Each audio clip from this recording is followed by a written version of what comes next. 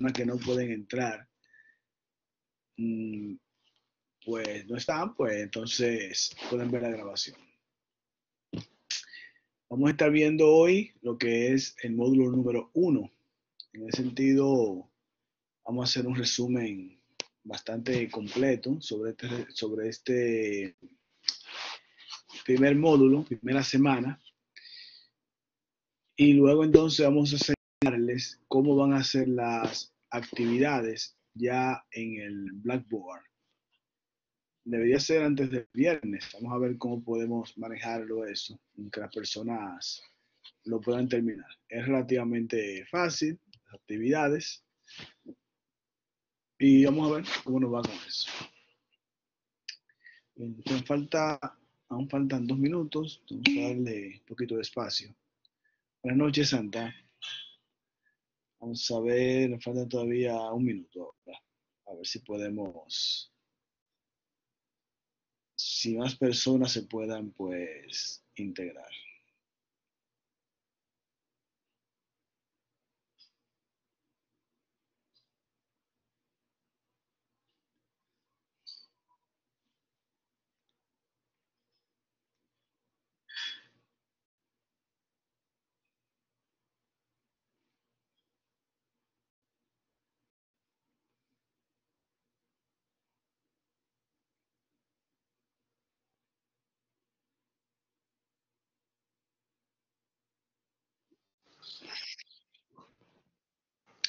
Viendo aquí las personas que van en el,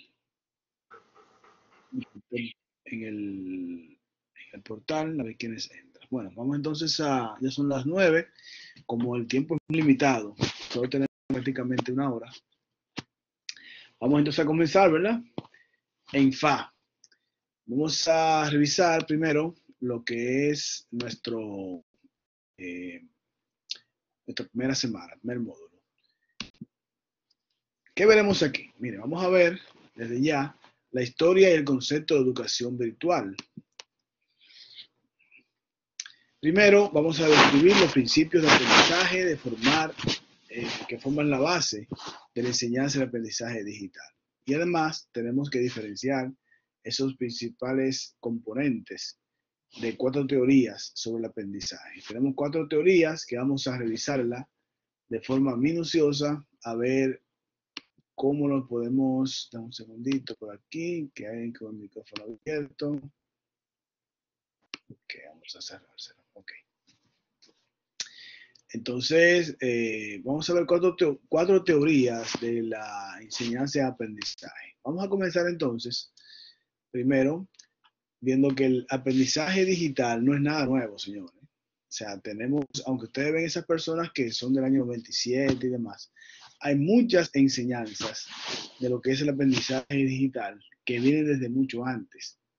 Desde antes existían ya muchos cursos que se tomaban, sobre todo tomando en consideración Estados Unidos, Inglaterra, que son los líderes de hace mucho tiempo en ese tipo de enseñanza. Entonces, uno de los aprendizajes que podemos ver aquí, el de Cisco, nos dicen que el e-learning es aprender por medio de Internet. Eso lo dijeron en el año 1999, hace mucho tiempo, cuando el Internet estaba apenas dando sus pininos. Mucha gente no pensaba que íbamos a estar a este nivel, dependiendo en un sentido prácticamente de lo que es el Internet para hacer el proceso de aprendizaje. Las formas tradicionales que vemos normalmente no permiten atender la forma satisfactoria de todo tipo de demanda. En la semana pasada habíamos conversado, el pasado viernes, sobre la preferencia de todos nosotros. En su gran mayoría estamos diciendo, bueno, queremos mejores o clases enteramente virtuales o clases que sean semipresenciales.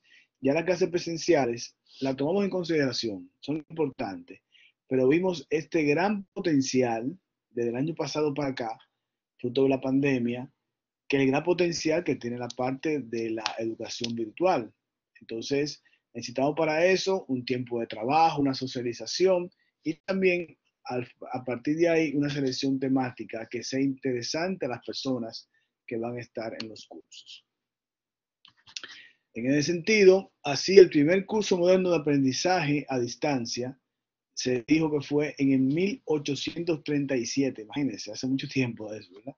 Entonces, había un sistema de taquigrafía fonética, taquigrafía estenográfica por sonidos, y luego entonces, mucho tiempo después, ya viene la máquina de prueba mecánica. Vamos a centrarnos un poquito en la máquina de prueba mecánica, donde uno conoce algunos antecedentes. Nosotros que somos un poquito más viejitos que ustedes, eh, no sé si a ustedes les tocó, algunos, ver unos discos, en mi casa había, mi papá tenía, de la Enfield School, se llamaba. La Enfield School era una escuela de técnicas, daba contabilidad, inglés, otros idiomas y asuntos. Ellos enviaban los discos de acetato, lo que llamamos de 33, 45, esos discos grandote, negro, lo enviaban entonces a las casas y el disco contenían, en vez de tener música, lo que contenía era regularmente un curso de cómo pronunciar en inglés. También había un manual que usted lo tomaba como referencia. Entonces, le llegaba el manual junto con el disco y usted en su casa, entonces podía escuchar esa parte. Eso prácticamente es muy parecido a lo que estamos viviendo ahora. Ahora, lo que estamos haciendo, la diferencia mayor es que tenemos que esa educación se hace de forma simultánea. Lo hacemos en vivo y directo. Anteriormente lo mandaban de Nueva York, supongamos, para Texas. Duraban 3 semanas en llegar y el alumno entonces revisaba todo lo que era el contenido, tanto en la parte del disco como también en la parte teórica, enviaba los exámenes también por correo.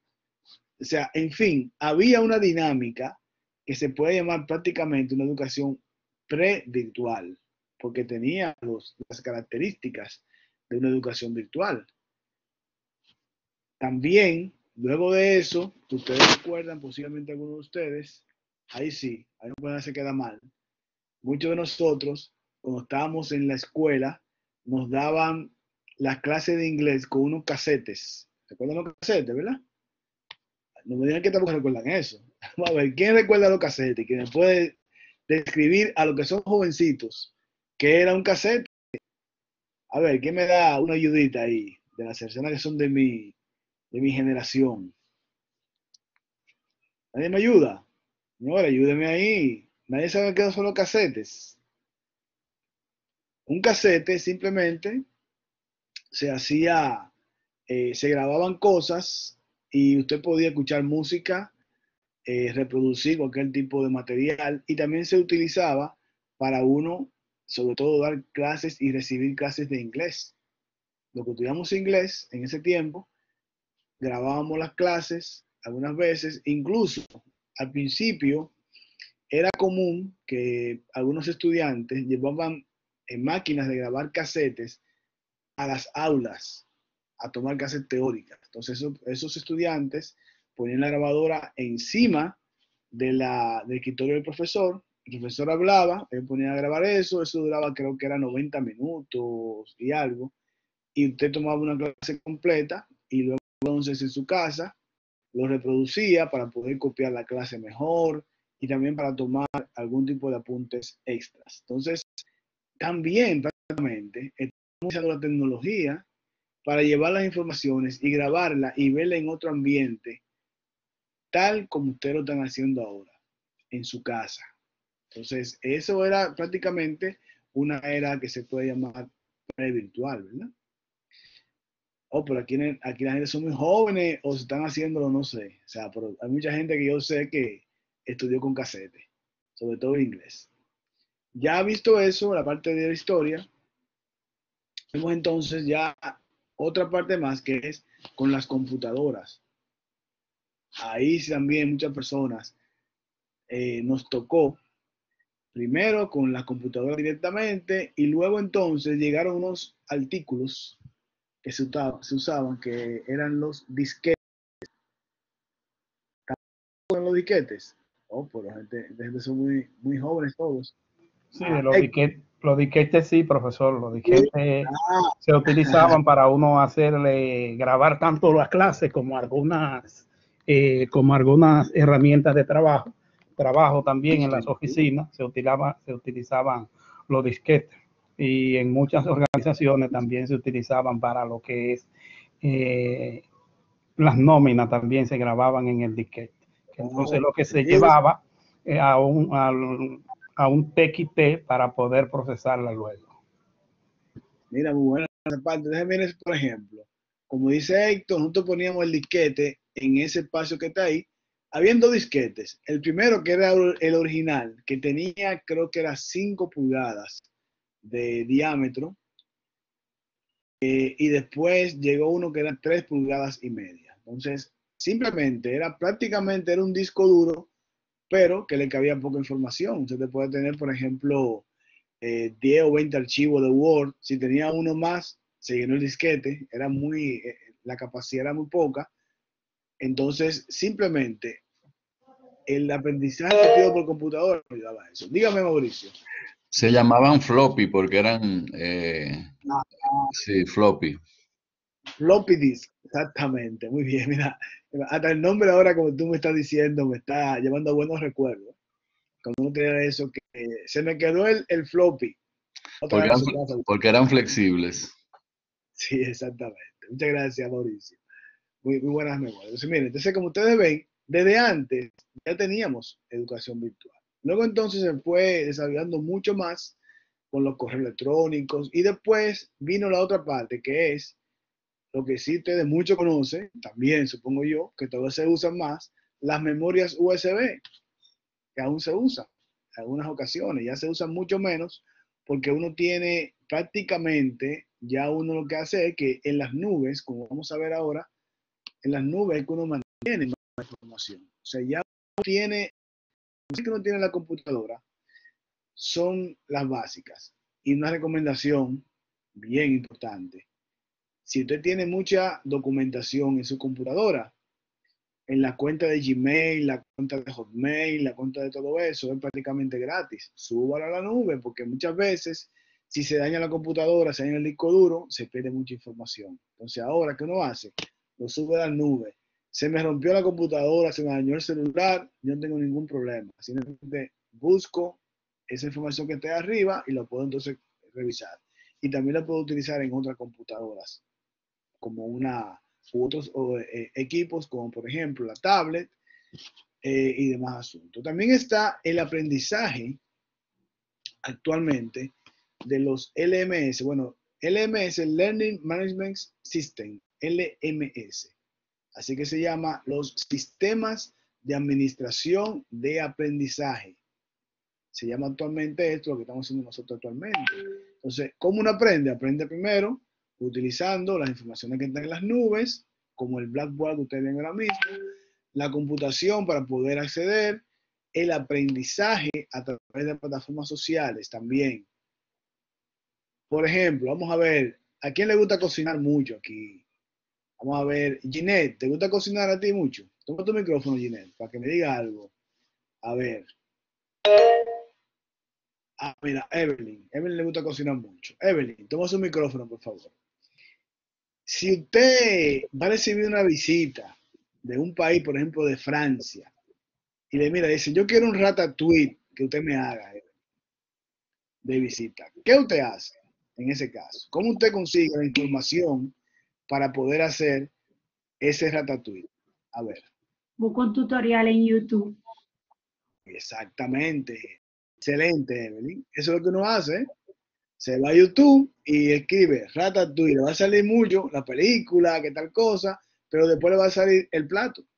Y usted va entonces paso a paso a aprender a cómo hacer esa receta, ¿verdad?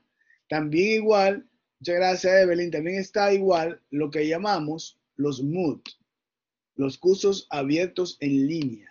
Estos cursos abiertos en línea, ustedes regularmente lo toman. Por ejemplo, el mismo YouTube se puede asemejar un poquito, pero hay cursos, en el caso, y valga el anuncio, la empresa Claro tiene una cantidad inmensa de cursos gratuitos, pero que no son titulados. O sea, son cursos que usted entra, lo hace, aprendió y ya. No hay un título que usted aprendió, por ejemplo, a trabajar en Microsoft Word. Usted no tiene un certificado de que usted aprendió las herramientas de Excel o que aprendió a hacer formulaciones en PowerPoint. Usted no lo va a tener porque es un curso abierto, masivo en línea, donde están las diferentes unidades y que usted simplemente la va siguiendo hasta que le convenga. Entonces, simplemente también existe ese tipo de cursos. Entonces, como ven, tenemos una gran variedad de los LMS. O sea, aprendemos por diferentes mecanismos, directo e indirecto. Este curso estaba planificado originalmente en que no tuviéramos un encuentro virtual. A mí se me hace incómodo realmente yo tomar los cursos cuando alguien no me está, no explicando, sino compartiendo información. Entonces yo preferí mejor invertir un poquito de tiempo junto con ustedes y vamos a encontrarnos por lo menos una vez a la semana, porque así nos ayuda a nosotros a comprender mejor las cosas y también las ideas, aterrizarlas. ¿De acuerdo? Entonces, ese también es un tipo de herramientas que nos ayuda. Tenemos entonces 4 teorías fundacionales sobre el aprendizaje. El conductismo, cognitivismo, constructivismo y el conectivismo. Vamos a comenzar, está un poco desorganizado aquí, vamos a ponerlo donde va. Vamos a ver por aquí. Vamos a comenzar con el primero, con el conductismo. Las personas que trabajan en educación me van a perdonar porque son verdugos en estos. Yo conozco este asunto y siempre me recuerdo de la experiencia del conductismo y esta experiencia que nos lleva lo que pasó en una de las guerras mundiales con los alemanes y los rusos. Y tengo que llevar a hacer ese tipo de anécdotas porque prácticamente define lo que es el conductismo. O sea, está la parte donde yo te estoy dando para que tú puedas entender algo, te doy un estímulo. El estímulo que te doy es de alguna forma importante para tu aprendizaje. Y también es basado en que el tutor, el profesor, tiene la verdad absoluta él. Y te enseño a ti cómo hacerlo. O sea, lo que yo diga es una ley. O sea, el conductismo, ¿en qué se basa? Vamos a ver el ejemplo que le iba a mencionar de los rusos con los alemanes. En esa guerra, uno de los famosos psicólogos hizo lo siguiente: vamos a hacer un experimento, vamos a tomar estos perros que están acá y la vamos a dejar pasar hambre por 2 días, 3 días. Vamos a hacer esos tanques alemanes que recuperamos porque estaban dañados, los recuperaron los rusos. Entonces hacían lo siguiente: ponían los tanques alemanes relativamente lejos y le decían, más bien, y ponían comida y agua debajo de los tanques de guerra, pero tanques de guerra dañados, alemanes. Cuando los perros los soltaban, la comida estaba debajo de los tanques de guerra. Entonces, por supuesto que los perros, cuando los soltaban con mucha hambre y también mucha sed, se iban debajo de los tanques de guerra y comían. Entonces, el estímulo para los perros era que había comida debajo de los tanques de guerra alemanes. Perfecto. Cuando llegó la batalla principal, los alemanes trajeron muchos tanques de guerra y cada vez que metían un bombazo mataban muchísimos rusos. Entonces, ¿qué hicieron ellos? Pusieron los perros otra vez a pasar hambre. Y cuando venían los tanques alemanes, le amarraron dinamitas a los perros en las espaldas. Los soltaron y los perros, con el estímulo que tenían anteriormente de que había comida debajo de los tanques, ¿qué hicieron? Salieron huyendo para abajo los tanques de los alemanes. Entonces ellos detonaban el perro y también el tanque. Y por supuesto que es medio feo, ¿verdad? A la gente que le gusta los animales y eso, pero al final el resultado fue que ganaron la batalla gracias a esa estrategia que comenzó con algo que fue en una batalla ya de una guerra y después se convirtió en algo parecido a esto. O sea, si yo quiero que el estudiante tenga un buen desempeño, yo le pongo una buena nota, es un buen estímulo. Te doy un día libre, también es un buen estímulo. Te hago, te un gorro especial, también es un buen estímulo. Entonces, el conductismo se basa en eso, en que el profesor, el tutor, es el dueño de la clase y le enseña y le muestra, basado en estímulos, a los estudiantes dónde deben llegar. El segundo que tenemos es también, un poco más después, es el cognitivismo.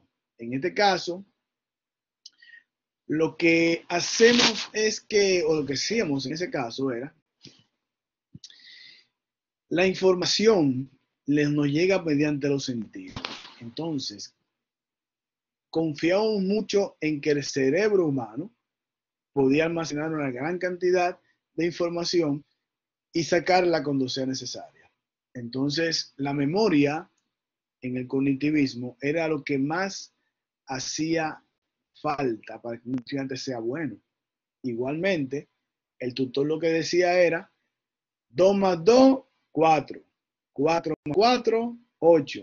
Entonces, los estudiantes repetían y repiten lo que el profesor decía, muchas veces de forma inconsciente, pero no iban al análisis. Sin embargo, el cognitivismo se expandió en todo el mundo y se utilizó durante muchísimo tiempo, porque las personas decían, para los exámenes, lo que nos pasaba a nosotros, me embotellaba la clase de biología para poder coger el examen. Me sabía todas las fórmulas de biología, de química, y cuando cogí el examen lo rompía, porque yo simplemente me embotellé esas cosas. No, nunca hice ese link, ese enlace entre los conocimientos y el medio ambiente. Yo me aprendía la clase para pasar la clase. Entonces, el cognitivismo tenía prácticamente esa debilidad, que la gente se memorizaba algo. Y muchas veces vemos en las escuelas, liceos y universidades que muchos estudiantes son buenos de forma académica, sin embargo, en la vida profesional no son tan buenos, porque muchas veces se centraban en aprenderse algo, memorizarlo cuando más necesitaban y al final no les servía para mucho en la vida diaria. Entonces, simplemente el cognitivismo se basaba en eso, en el conocimiento preconcebido para poder utilizarlo cuando lo necesitaba. La tercera teoría se refiere al constructivismo. En este caso, cambian las herramientas, cambian los personajes. El personaje principal aquí ya no es el profesor. El principal personaje es el alumno. Entonces, en constructivismo, el alumno lo que hace es que, basado en la información que yo recibo, basado en eso, el profesor le da una información básica. Yo construyo mediante la acción mi educación, construyo mis conocimientos y también tomo y dejo lo que me interesa como individuo. Entonces el constructivismo está basado precisamente en eso, en simplemente desbaratar cualquier tipo de término y reconstruirlo basado en mis experiencias y mis necesidades. Entonces el constructivismo es simplemente, tú me dices algo, por ejemplo, la fórmula del agua, H2O, perfectamente. Hidrógeno, oxígeno. Pero ¿para qué me sirve esto? Vamos entonces a descomponerlo en un laboratorio y veamos cómo es realmente que se unen, qué hace falta para las moléculas. Entonces, yo puedo entonces con eso hacer algo, por ejemplo, tratamiento del agua, el ozono, cómo yo puedo mejorar la infraestructura para poder llevar el agua a mi casa. Ya usted está haciendo algo que está fuera de lo que estamos pensando de una escuela. Los conocimientos adquiridos en la escuela ya no sirven solamente para poder pasar una materia. También sirve para usted mismo en su entorno poder hacer lo que usted necesita a su favor y a favor de su comunidad. Pues acaso tiene algún comentario, por favor, levante la mano, porque yo me corro, me gusta hablar mucho. Entonces me corro y dejo a todo el mundo esperar. La última de las teorías que vamos a ver, pasa que estaba adelante, no sé por qué lo pusieron adelante. Me gusta como un orden lógico de las cosas. El orden lógico me dice a mí que la última de las teorías es precisamente el conectivismo, que es la que estamos viviendo actualmente. Y también la que está basado en el Blackboard, está basado en el conectivismo. Este nos dice lo siguiente, vamos a leerlo tal cual. Dice, el conectivismo es una teoría del aprendizaje para la era digital que ha sido desarrollada por George Siemens basado en el análisis de las limitaciones del conductismo. Entonces, tenemos que saber lo que es conductismo para saber cuáles son sus limitaciones. Entonces, el conectivismo provee una mirada a las habilidades de aprendizaje y las tareas necesarias para que los aprendices florezcan en una era digital. Entonces, la diferencia principal está aquí.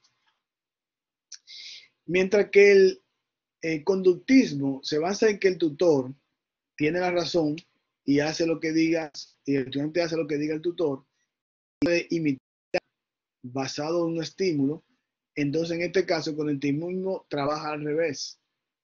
Yo tengo conocimientos en mi entorno y lo voy a aplicar a lo que el profesor o el libro o la materia o el video me digan. Voy a ver cómo yo puedo conectar eso con mis conocimientos y mis necesidades. Entonces, simplemente se cambia totalmente. Un ejemplito del conectivismo puede ser que usted le pueda poner un video, por ejemplo, a los estudiantes. El tema de mañana sería, por ejemplo, el mango. ¿Cómo se madura el mango? Entonces le envío un video de cómo se madura el mango. Entonces, los estudiantes lo leen antes de llegar a la clase, o lo ven el video antes de llegar a la clase. Investigan diferentes medios, cuando llegan a clase discuten sobre eso. Dígame, Ingrid, qué bueno va a ayudar Ingrid. Dígame, Ingrid. Ingrid Junior, dígame, sí.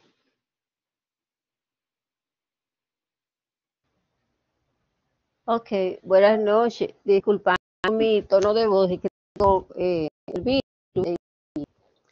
La verdad no estoy muy bien, pero bueno. Mejor. Bueno, ciertamente, como usted acaba de decir, maestro, el conectivismo realmente es de doble vía. O sea, no se basa solo en lo que el tutor va a conectar con los estudiantes, sino es más bien es de doble vía. En el caso de nosotros, los que impartimos clases, pues sencillamente, lo digo en particular, cuando yo inicio una sesión, lo primero que yo hago es buscar conocimientos previos, ¿verdad? Ya sea con un video, con una frase, con una imagen, y de ahí entonces empiezo a conectarme con ellos, a ver de dónde es que voy a partir, cuál es su experiencia, cuál es el grado de conocimiento que tiene. Entonces, en ese mismo instante es que empieza el conectivismo con ellos. Correcto, muy bien. Y también, como usted dijo, esos nodos de conocimiento, cada persona tiene una experiencia diferente posiblemente en un tema específico. Entonces, lo que me interesa a mí es saber, como usted dice, qué tiene cada uno y qué puede aportar al grupo. Y el conocimiento se hace prácticamente colectivo. Excelente, muchas gracias, Ingrid. Entonces, como ustedes ven, esa conexión, también está la ruptura, una ruptura radical prácticamente con lo que nosotros hacíamos hace poco tiempo. O sea, nosotros hacían así, nos ponían en la escuela, en la universidad. Señores, investiguen sobre, otra vez el mango, me gusta el mango, fue que me comí un mango ahorita. Investiguen sobre el mango, sobre lo que es el cultivo del mango. Ok, perfecto. Antes, si nos vamos hacia atrás, ¿qué hacíamos antes? Nos íbamos a la biblioteca, cogíamos una enciclopedia del año 1971 y revisábamos todo lo que decía mango. Lo copiábamos en el cuaderno, después buscábamos un libro quizá, un más reciente, del año 74, también copiábamos y la verdad estaba en ese libro. Cuando llegamos al aula, el profesor nos decía que usted, nada, simplemente que usted copió. Usted leía lo que usted copiaba y quizás se sacaba algunas que otras conclusiones. Pero realmente uno estaba tomando informaciones totalmente atrasadas que posiblemente han cambiado 25 veces hasta el momento que usted encontró la información de una enciclopedia. Digo de el mango, pero también imagínense eso mismo que puede pasar y podía pasar en la misma geografía. Hay países que desaparecieron, que cambiaron de nombre, diferentes capitales. Y los libros que teníamos en ese momento nos decían tal o cual realidad que no era la realidad total, era una realidad totalmente pasada. Entonces, ahora, el problema antes era la gran limitación de información que teníamos. Estamos en la biblioteca. Anteriormente estaba todo. Dígame, Víctor, a su orden.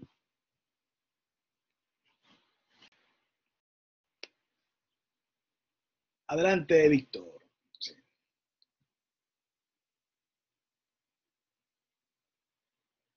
No se oye, Víctor. Tiene como un problemita en su micrófono. Bueno, a lo que Víctor arranca, yo sigo entonces.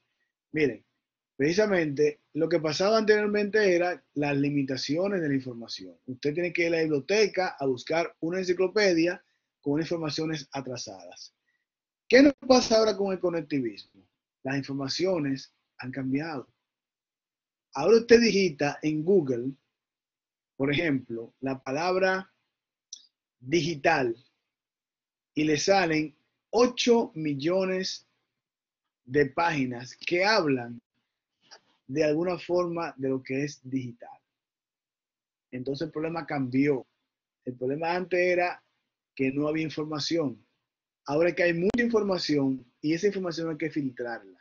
Y el arte de los alumnos estaría en cómo filtrar esa información, sacar las cosas buenas y dejar fuera las malas. Como son tantas informaciones, hay que filtrar. O sea, okay, entonces comenzamos.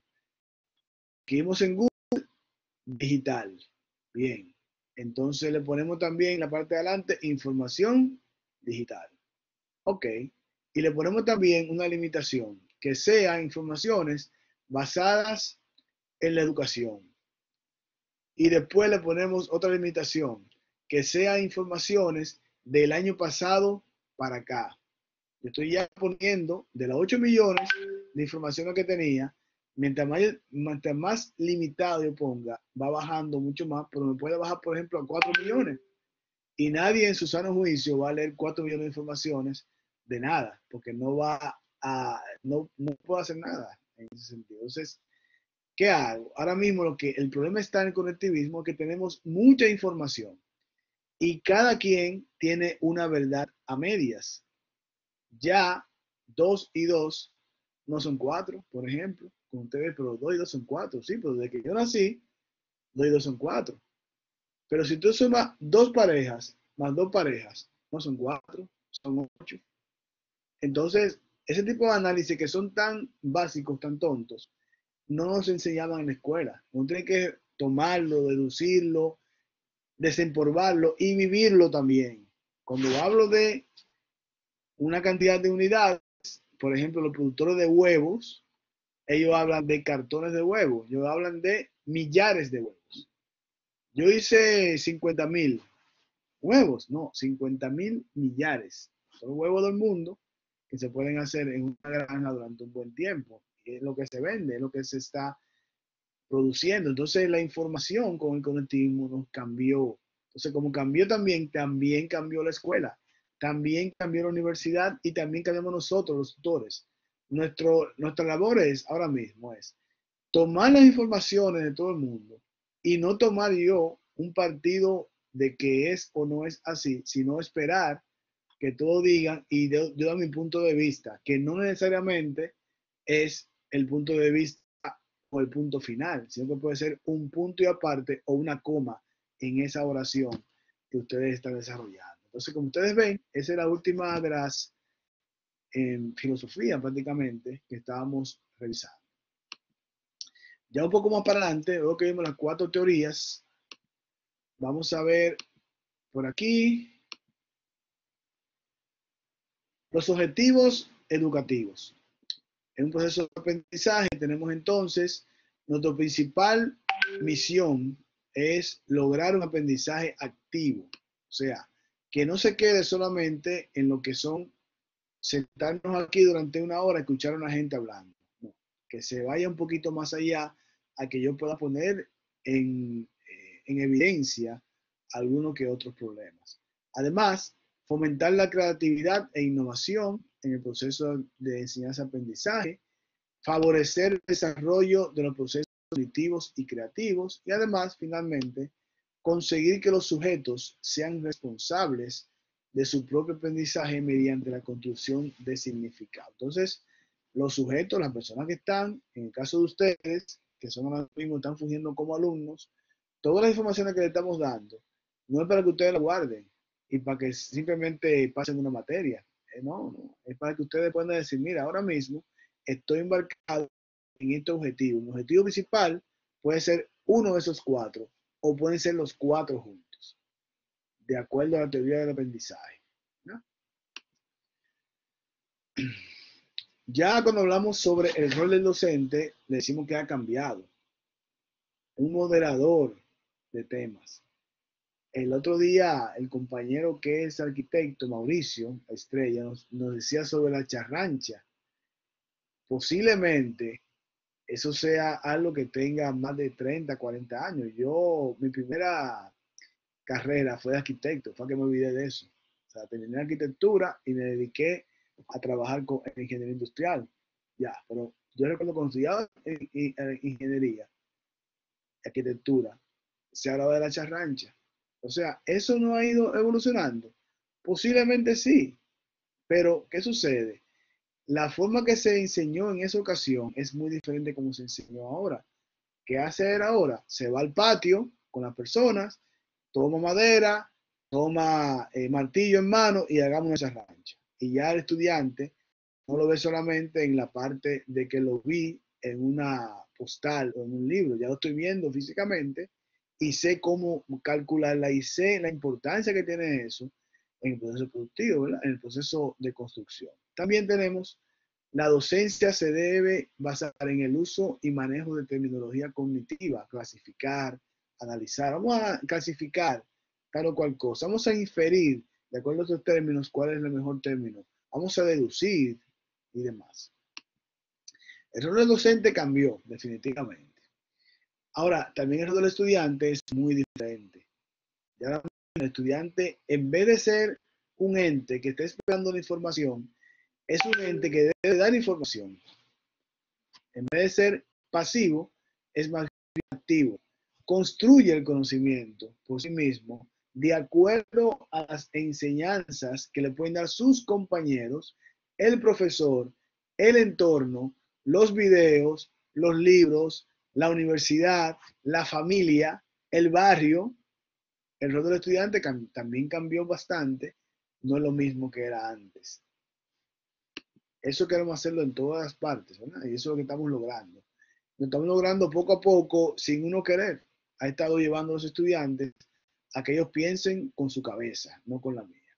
Además, también tenemos el énfasis en la evaluación de los procesos de aprendizaje. Hay aspectos cognitivos, afectivos, que los estudiantes utilizan durante el proceso de construcción del aprendizaje. Tiene que ver mucho con la parte de la diferencia entre lo que es el proceso de aprendizaje y enseñanza en un aula o en la parte virtual. Es difícil uno poder interpretar que una persona puede estar sintiendo en este momento. Está frente a frente, sin siquiera nunca le ha visto la cara. Entonces es muy difícil poder interpretar lo que una persona puede pensar sobre algún tema o qué está haciendo. Entonces esa interacción es muy difícil. Precisamente las ventajas que tenemos, como ver la autonomía de los estudiantes, se genera mucho proceso de interés, de planificación, el desarrollo de la destreza, de pensamiento y demás. Ahora, la desventaja que tenemos en esto es, los estudiantes deben reducirse a una construcción,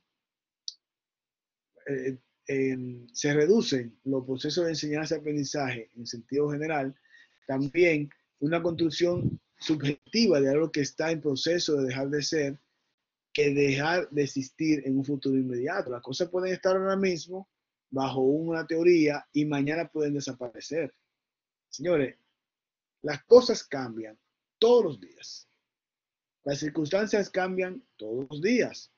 El medio de transporte hace 30 años es diferente que ahora.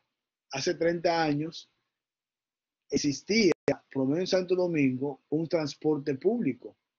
Usted cogió una guagua, se iba de un barrio a la universidad y de la universidad se iba a otro barrio más. Ahora posiblemente el medio de transporte principal sea un vehículo público, un carro público con más limitantes que uno puede hablar, con mucha incomodidad, entonces, pero ya las cosas han cambiado, o sea, simplemente las personas son diferentes y también son diferentes las necesidades. Debemos ver nuestro panorama como está actualmente.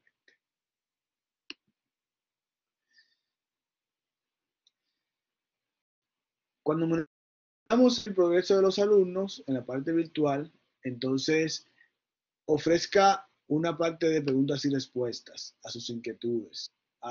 Acá tenemos un foro bastante bueno que ustedes lo pueden utilizar y también yo trato que en cada uno de los encuentros virtuales tengamos más preguntas. En el día de hoy va a ser un poco más difícil poder hacer preguntas porque esta clase está concebida para darse en 2 horas. Me estamos dando en una sola hora. Entonces, estoy un poquito más aceleradito con algún tipo de cosas. Entonces, va a ser un poquito menos interactivo este encuentro. También, por supuesto, mantener el ritmo del curso. Eso es algo vital para la enseñanza y aprendizaje en la parte virtual. Algunas características que podemos mencionar. Vamos a poner entonces, hablamos aquí de los nodos. Recuerden que cuando hablamos del conectivismo, hablamos de los nodos. Los nodos son, ¿cuáles son esos tipos de enlaces que necesito tener para poder unificar lo que son los conocimientos de los diferentes compañeros con lo del profesor, con lo de la universidad, con lo del libro, con los demás compañeros que están en otra parte? O sea, es bastante amplio esta parte. También la sabiduría es el fenómeno emergente de una red. La información está en los nodos, el conocimiento de la conexión.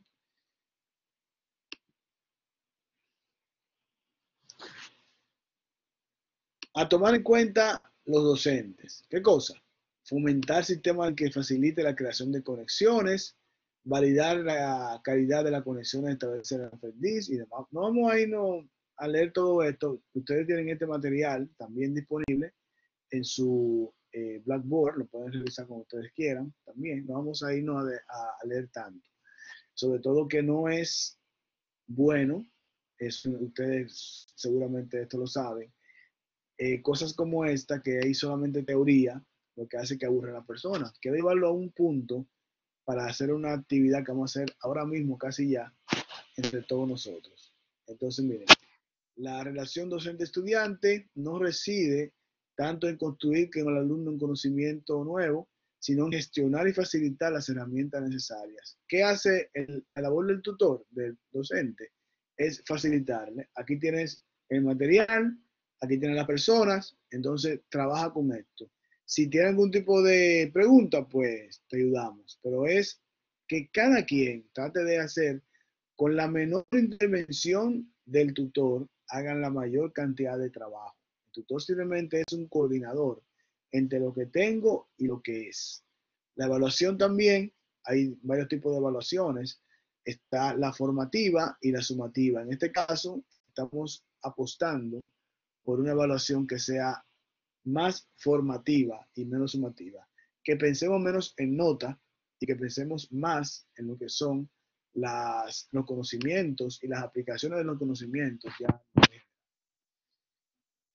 Dice acá, en años recientes, los científicos especializados en el aprendizaje provenientes de distintos ámbitos han llegado al consenso con respecto a algunos principios sobre aprendizaje. Por ejemplo, ya vimos que el aprendizaje es activo, porque va variando todos los días precisamente. Se basa en el conocimiento previo y requiere reflexión. Además es social y además es personal. O sea, para yo poder llegar a algún tipo de conclusiones, tengo que primero pensar en todos esos términos. Saber que lo que yo voy a aprender, tengo que primero nutrirme de lo que tengamos de forma social y colectiva y al final yo con mis conclusiones dependiendo de lo que yo quiera. No todo el mundo saca las conclusiones de un problema igual. O sea, si yo tengo una conclusión de un problema, posiblemente sea muy diferente de mis compañeros. la modalidad presencial contra la modalidad en línea. En este caso, en la parte, estamos acostumbrados precisamente en la parte de los, interactuamos con los alumnos de forma personal. Hay personas que les gusta estar en el aula, por eso, esa interacción es riquísima y tiene su valía. O sea, quien niega la valía de un encuentro presencial, no sé, como que está medio perdido, ¿verdad? Porque la parte presencial es importante. Ahora, en la parte en línea es posiblemente un poquito, al estar lejos cada quien, sea diferente. No mejor ni peor, diferente. Los docentes virtuales actúan más como facilitadores de actividades y como disertantes. El diseño y el dictado de la clase digital es muy diferente. O sea que las clases que se dan a nivel digital tienen más o menos intervención dependiendo la comunidad que uno tenga y también la conexión inclusive que uno tenga. Los estudiantes no tradicionales. En las universidades también han cambiado las cosas. Cuando uno estaba en la universidad, regularmente uno era un estudiante y ya. Pero ahora, ¿qué nos ha pasado? Nuestros estudiantes en la universidad son muchos padres de familia. Tienen que trabajar para estudiar. O sea, ya no tiene 18 años, está trabajando, está buscando la forma de cómo uno poder mantenerse. También muchas veces tienen dependientes y tienen esposos y esposas. O son padres y madres solteras. Las cosas han cambiado radicalmente, señores. Ahora mismo, la cantidad de mujeres que hay en carreras de hombres, que se consideraban de hombres, es sorprendente. O sea, ¿cómo usted concebía antes que hubiese habido mujeres que estudiaran ingeniería civil? Una cosa muy sencilla, ¿verdad? La ingeniería civil era cosa de hombres, ¿verdad que sí? Pero ahora no. Ahora son carreras de mujeres y de hombres. ¿Qué otra carrera más podemos decir que era de hombres y que ha cambiado bastante? Pero que ustedes han estudiado. ¿Quién me da una idea, más o menos? Yo sé que la ingeniería ha cambiado mucho con eso. O sea, una ingeniera eléctrica. A ver, Rosemary, ¿cuál más tenemos? ¿Se oye? ¿Se oye bien? En el tiempo nuestro, yo no sé si de todos los que están aquí, creían que la mujer era únicamente preparada para ser secretaria. Y incluso nos lo decían los primeros días de clase. ¿Qué usted hace aquí si usted debería estar en la carrera del secretariado? No se consideraba la mujer apta para hacer ninguna carrera, y mucho menos para ingeniería, medicina, o ninguna de ese tipo. O sea que cuando uno viene a ver, todas las carreras eran masculinas. Y veo que mis compañeras están ahí también con algunas opiniones, que se la paso, les cedo la palabra. Sí, muchas gracias, Rosemary. Vamos a ver qué dice Carmen Yuvelkis. Buenas noches a usted y a los colegas. También se da el asunto inverso, carreras que aparentemente eran exclusivas para hombres o para mujeres, perdón, para mujeres. Es el caso, por ejemplo, de enfermería, psicología educativa o maestras solamente en nivel inicial, eso era para mujeres. Pero ya hemos visto que las cosas han cambiado significativamente. Exactamente, mira, muy buena parte esa. También tenemos por aquí a Ingrid. Ingrid dijo algo ahorita que escribió, déjame ver qué escribió Ingrid, antes que ella hable. Pues, sí, ni para ser militar. Sí, no, para militar. Esa es, yo creo que es la que mayor puntuación tiene, porque realmente antes era imposible una mujer poder ingresar a la milicia. Correcto, ¿verdad? Tienes razón, tienes razón. Hay generalas ya, coronel, hay generalas, y son muy, pero muy buenas. Recientemente la primera piloto de avión militar en el país, apenas hace un año que se graduó de piloto, o sea que, y la chica es durísima, según dice. Como ustedes ven, ha cambiado el escenario, ha cambiado todo, Y ahora mismo los estudiantes son diferentes. O sea, y también en ese caso llamamos a los profesores que también son diferentes. Al profesor me contaban, en su caso yo soy no tan viejo, ¿verdad? Me contaban en la UAS, Universidad de Santo Domingo, los profesores daban clase prácticamente en un estandarte, se subían en una parte, en sacos, corbatas. ¿Qué más te puedo decir? Que ellos eran, pues nada, lo que decían ellos, eso era lo que iba. Simplemente iban a dictar la clase. O sea, ellos no iban a compartir información. Ellos iban a dictar una clase y tú tenías que copiar lo que decían ellos, y eso era la ley de Dios, como dicen, ¿verdad? O sea, cambia mucho, ¿verdad? Dígame, Evelyn. Eso que usted dice, yo lo viví. Yo tenía un profesor de anatomía que él llegaba y se subía en el podio del paraninfo de anatomía y sonaba los tacones de los zapatos. Eso era una señal que había que hacer silencio. Cuando él sonaba los tacones de atrás de los zapatos, porque él era militar también, todo el mundo había un silencio absoluto en el paraninfo, y él empezaba a dictar la clase desde que llegaba hasta que se iba.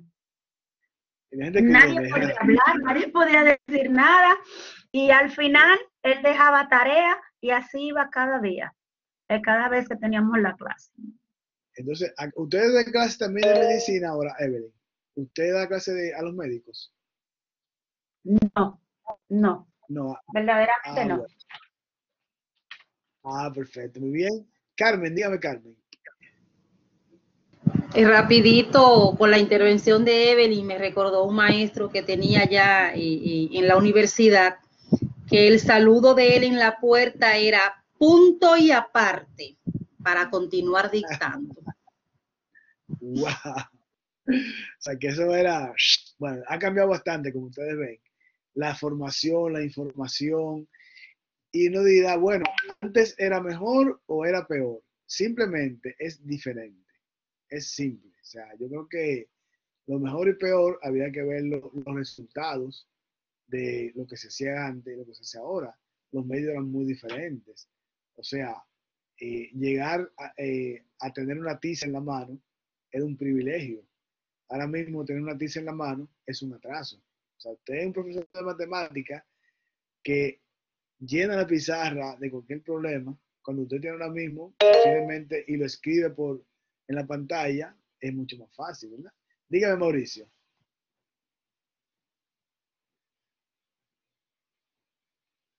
Adelante, Mauricio.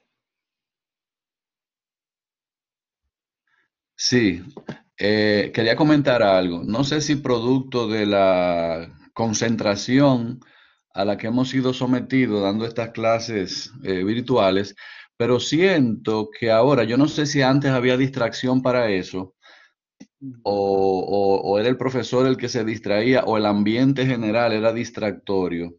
Pero yo siento que ahora, sobre todo que he estado aplicando estas herramientas de los foros y esas cosas, ahora veo que es más fácil yo tener un perfil académico del estudiante, como que yo revisándole esos párrafos, hay menos distracción y yo tengo la sensación de que ahora conozco mejor el perfil académico del estudiante y antes yo no tenía esa certeza. No sé si era que por la presencialidad había distracción, pero es algo que estoy experimentando en estos últimos tiempos y he reflexionado mucho sobre eso. Mira, excelente punto, Mauricio, ¿verdad? Uno tiene ya puede escribir mejor lo que es esa persona y qué puede hacer, sus potenciales inclusive. Uno lo ve quizá más fácil en ese sentido, ¿verdad? Sí. Bien. Muchas gracias, Mauricio. Como ustedes ven, entonces, bueno, Ingrid, dígame, Ingrid. ¿Qué decía algo, Ingrid? Ok. Sí, lo que pasa es que para activar el micrófono como que se dificulta un poquito. En ese mismo tenor, es un reto para nosotros los facilitadores o docentes, el asunto de la virtualidad es un reto para nosotros. ¿Por qué? Porque presencial nosotros podemos decodificar esas informaciones no verbal, esa comunicación no verbal. Sin embargo, de forma virtual, es, como le digo, es un reto. ¿Por qué? Porque no hay ese contacto directo. Nosotros tenemos que poder empezar a decodificar con el tono de voz, eh, con las frases que expresan, con los párrafos, como dice mi compañero, cómo escribe, lo que escribe. O sea, que es un reto al 100% para nosotros.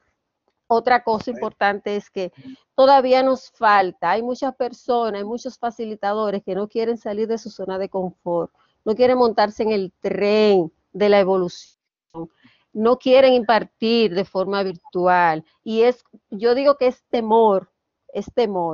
Y nos falta mucho. Nosotros, los que ya estamos montados en el tren, debemos ser voceros de que sí, que incitar a esos facilitadores que por favor lo hagan, porque lamentablemente vamos a tener de una forma u otra, como que los que no se han montado van a tener que hacerlo, si no van a tener que quedarse rezagados en su casa de por vida.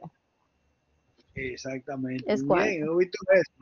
Gracias, Ingrid. Hemos visto eso. Hay personas que han dicho, no voy a la clase virtual. Y han tenido que ahora, después de 1 año y medio, 2 años sin trabajar, han tenido que ponerse en esto. Y ha sido un cambio bastante fuerte para todos.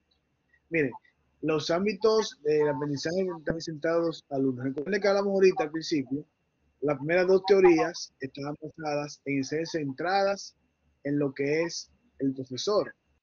Y ahora estamos centrados en lo que son el estudiante. El alumno entonces es el centro de nuestro tipo de educación. Entonces, en un clima que los alumnos y docentes en conjunto comparten la toma de decisiones con respecto al por qué, al qué y al cómo de una experiencia educativa. Ahora mismo, prácticamente, uno tiene que dar una parte y otra parte es el alumno. La participación es muy diferente a nivel presencial que a nivel virtual.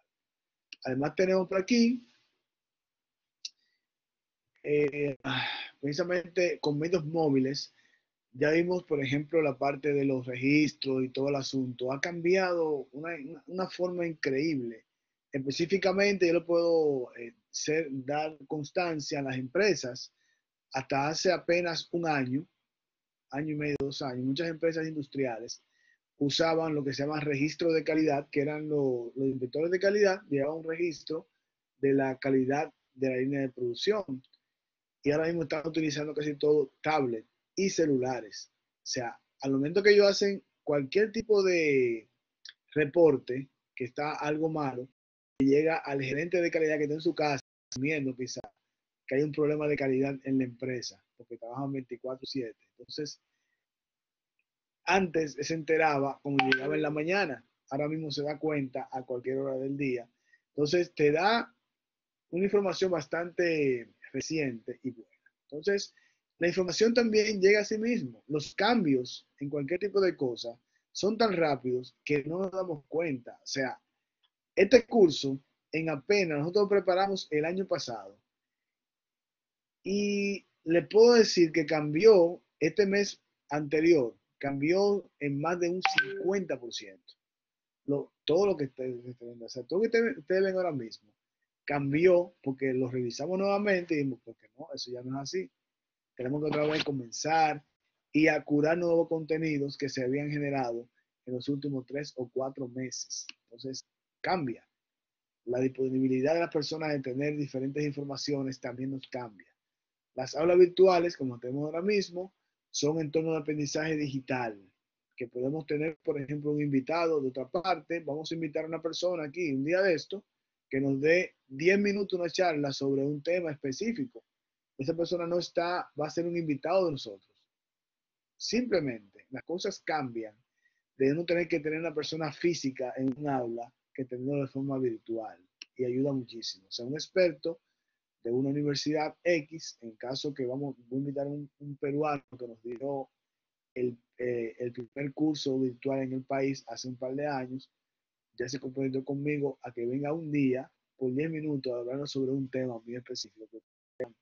Qué rico. Entonces, otro tipo de herramientas, que cada quien lleve su propio, eso también cambió precisamente.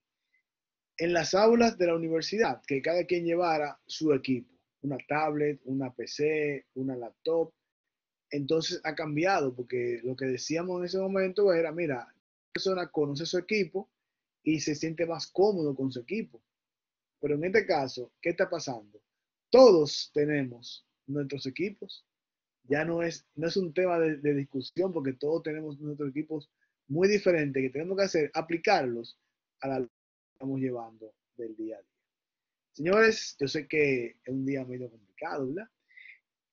Yo les voy a enviar entonces un video de cómo entrar y ver la actividad o las actividades que están pendientes para este primer módulo. Entonces mañana, vas a que ustedes descansen hoy, mañana les envío información para ver si por lo menos para el próximo viernes ustedes han subido las actividades de la semana 1, módulo 1. Buenas noches, son las 10 de la noche, que duerman bien y nos vemos el próximo miércoles, 9 de la noche. Bien. Buenas noches, maestro. Feliz noche, bendiciones. Descanso para todos.